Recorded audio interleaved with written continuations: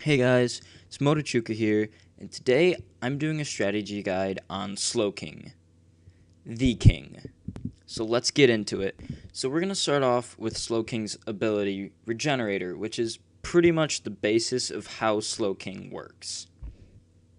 So what Regenerator does is this Pokemon restores 1/3 of its maximum HP rounded down when it switches out, which for Slowking, 1/3 of its maximum health is about 129, 130 HP. This allows Slowking to pivot switch into and threaten just about any special attacker due to its special defense bulk, which, because of the Assault Vest item that it holds, it leaves it with 420 base special defense, and a good move pool allow it to be a useful defensive pivot, applying pressure to the majority of the opponent's team. Warning: be cautious when switching into a Solar Beam from Charizard Y, because it still takes a great deal of health away from Slowking. You also want to watch out for knockoff on Landorus too.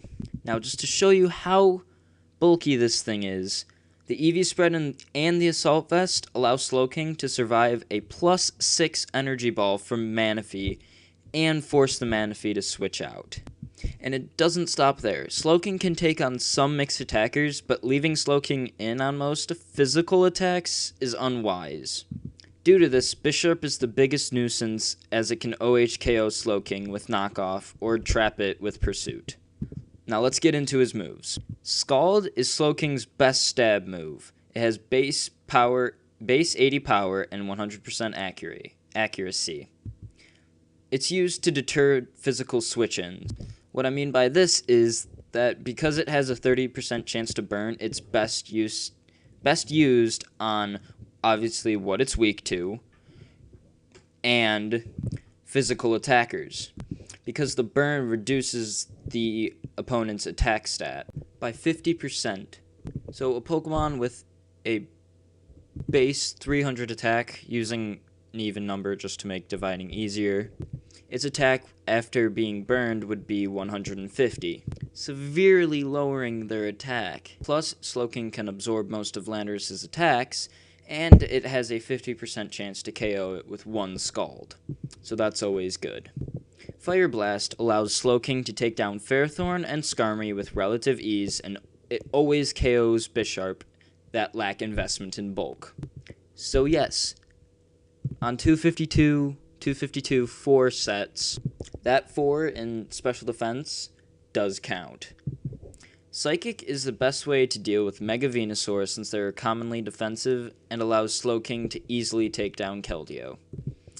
Now, Ice Beam is a solid way to deal with the dragons in OU, and hits Gliscor and Landorus harder than Scald would.